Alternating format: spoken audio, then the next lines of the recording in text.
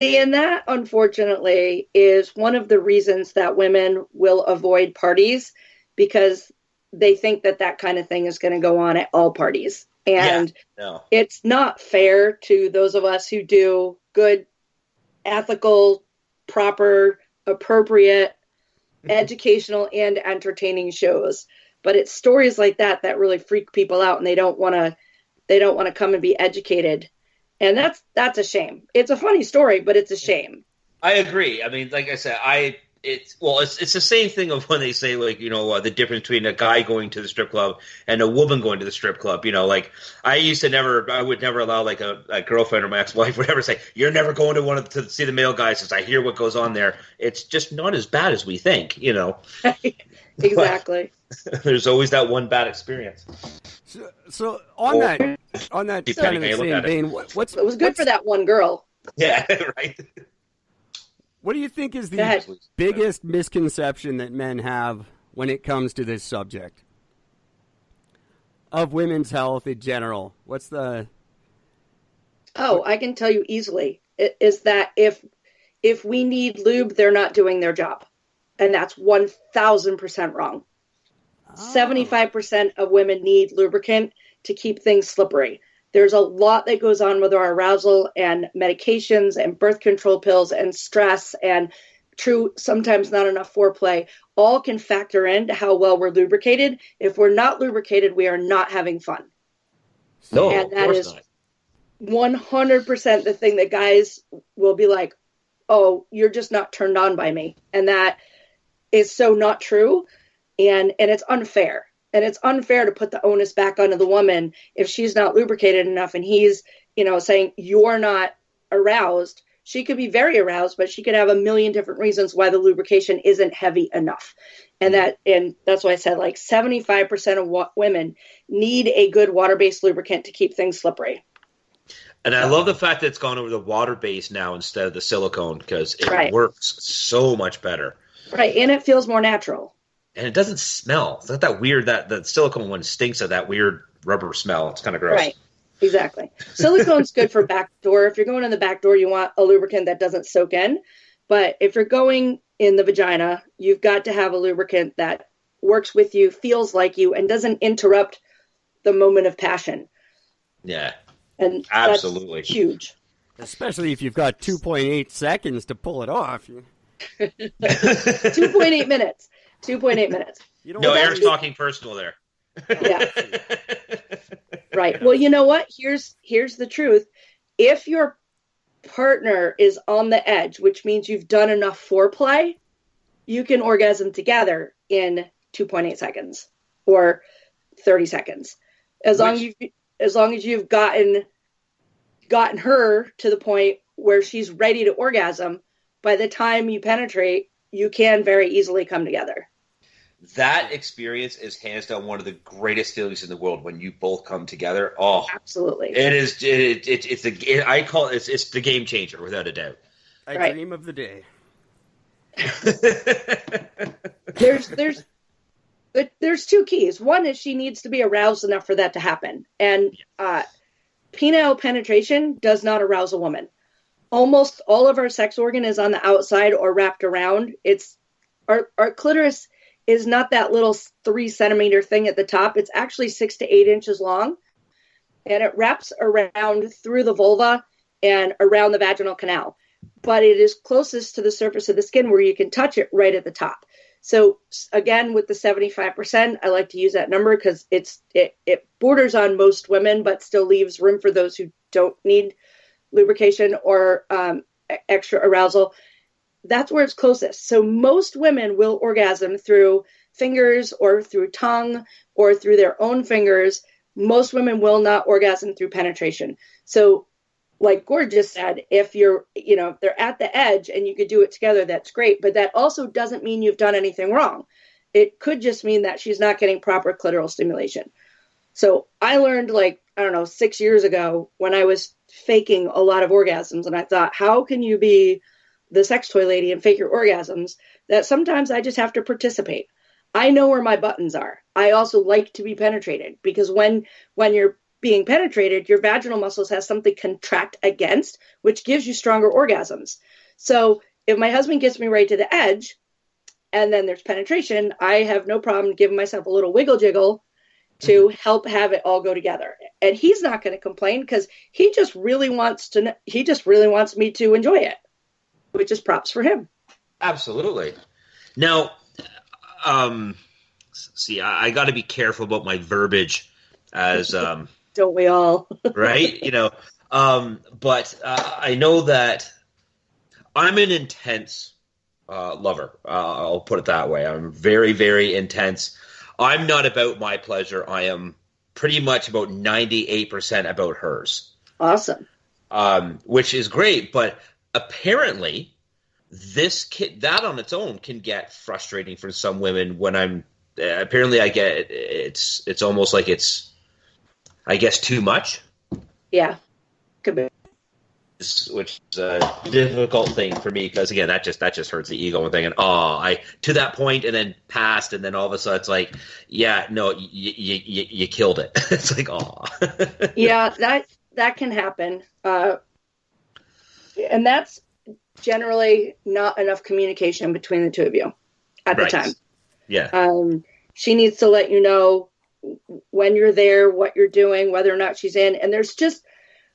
When you're making love, you use all 5 of your senses: sight, sound, taste, touch, and smell. And especially for me, like I have ADD. So if there's a cat in the room, not going to orgasm. If there's a cat in the hallway, not going to orgasm. If he's got a hangnail on his finger, not going to orgasm. If I have a thought about something that is annoying me, chances are I'm not going to orgasm. So a lot of time it's not even anything you're doing, but it is a communication. But I'm sure she appreciates the effort that you're putting in. Oh, yeah, she definitely does. See, again, I got to be careful because her daughters listen to the show sometimes, so I got to be very cautious. So, how old? Well, they're 19, old enough that 21, they should be hearing this kind of stuff, though. Yeah, Mom. I do wish that I could talk about sex to kids a lot younger than 18 because I love to talk about masturbating, which I know makes some people uncomfortable. But, toys not boys is what I always told my girls. Safest. Less grandchildren that way, less diseases that way, and more understanding what you need. So it's really hard to tell somebody how to get to the Tastee Freeze in Orlando if you've never been to the Tastee Freeze in Orlando. So if you know how to orgasm ahead of time, then you're not relying on somebody else to give you an orgasm. You are accepting one or participating in a sexual experience with your partner rather than just being uncomfortable all the time. But the next 65 girls I meet are going to hear the question, hey, have you ever been to the Tastee Freeze in Orlando? I'm going to take you there. Exactly. That is my new pickup line. And my daughter will never hear that phrase, ever. I hope not. She's 5, so she's not part of the... It's important all of our children understand, because if we're calling it anything other than a vulva, which is, by the way, the proper term, because the vulva is the whole outside of the vaginal area, and then you've got the vaginal canal. If you call the whole thing your vagina, it's like calling your whole face, and that, right, not your fault. It's because that's how previous generations were raised, where we were supposed to be embarrassed about our sex organs, and that's not safe, and it's not fair. And so, we should never be embarrassed. It's a body part, and if you don't call your elbow a neener, then you shouldn't be calling your vagina a hoo-ha, or your vulva, or your penis a doodle. Well, my daughter does sometimes. Without a doubt, I was having sex probably 10 years before I knew anything about what I was doing. It was just weren't we all? Let's do right, this. I was going to say. It took me years to figure out that you actually had to know something about this stuff. So I'm definitely the worst case scenario, but eager to learn now. Yeah, that's the important part. When I first started doing the toy parties, my oldest daughter was 18, almost 19, And I did a party with her and her friends, and everybody was like, oh my God, you're going to do a sex toy party for your daughter? And I was like, well, she lives with her boyfriend, so I'm going to assume she's having sex. If she's not, that's weird. If she is, shouldn't it be good? Makes sense. Yeah. We're like, that's unusual. And I'm like, but that's what it is. But is it smart? Yes, and that's the difference. Just because it's unusual doesn't make it a bad idea. No, it's the smart idea. And so all three of my oldest, like I said, was 18 when I started doing this, or maybe 17. I think she was 18. My other two always wound up with all the information they ever needed. And I think having that information actually made it so they were less likely to have sex because they weren't curious. Yeah. They just asked me anything they wanted and I would answer it. And for any of your listeners who have children, and for you, Eric, because you have a 5-year-old, if your kids ask you about sex, you have to answer their questions or they will ask someone else and then you lose control of the narrative. But you have to make sure not to go too far. So whenever my daughter, my youngest, would ask me about sex, I would say, what do you already know? That way I could get a frame of reference for what she was asking. Because my middle daughter once told me she saw kids having sex on the bus. And before I was all like, I'm going to call the school. Oh my God, the end of the world. And I said, what is having sex look like to you? She goes, they were kissing. Right. So you have to ask that question, what do you already know? Answer the exact question they asked with no fanfare or making it bigger. And then when you're done, say, did I answer your question? Do you have any other questions? So if they ask you what's the deal with anal beads, which did happen to me, one of my daughter's friends asked me about anal beads. And I was my natural answer would be, here's some money. Please don't ever ask that again. Right. But it was because she had a graduated pearl necklace, like a bead necklace where they look like anal beads. I mean, let's be fair. They did.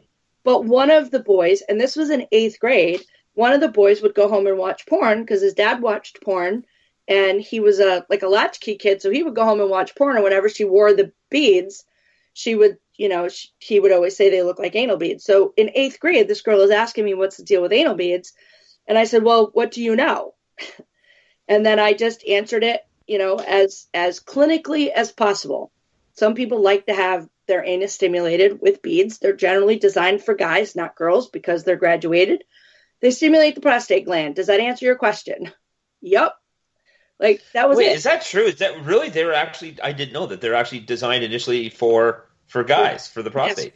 They are not that women can't enjoy them, but women will generally enjoy a butt plug because it has more of a feeling of fullness and it just kind of stays there. But those beads are designed to stimulate the prostate gland as you are gently removing them during penetration, not pulling them out like a lawnmower.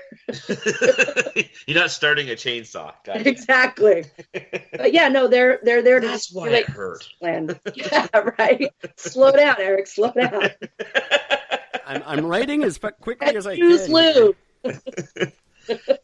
Now, there is one big topic I think that needs to be discussed, because I still to this day I hear this from a lot of people in general, which is I don't think people really understand how different men and women are when it comes to masturbation and what it takes to, as a general sort of rule of what each one requires when they're sort of alone. Women on them more than likely tend to be more sensual. Like, they can be in their head and think of a scenario and have their fun that way, where guys have a tendency to usually need more of a visual stimulant. Yeah. So I guess the question really comes in is, when does I'm going to get rid of the obvious question because I hate the question in general because I think it's stupid.